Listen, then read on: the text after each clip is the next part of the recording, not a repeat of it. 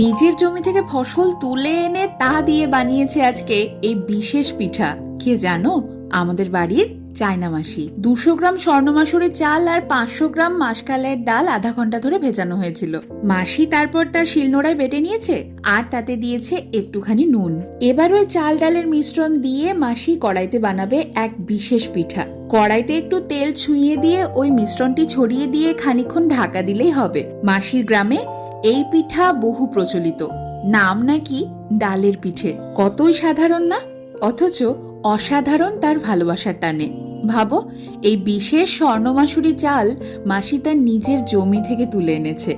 এই অকৃত্রিম ভালোবাসাগুলো চির অটুট থাকুক, আর আমরা বরং মগ্ন হই নলেন গুড় দিয়ে এই গরম গরম ডালের পিঠাতে মজতে। শাশুড়ি মায়ের এত পছন্দ হয়েছে, আর এভাবে একে অপরকে খাইয়ে দিচ্ছে, মনে হচ্ছে ঠিক দুই বোন।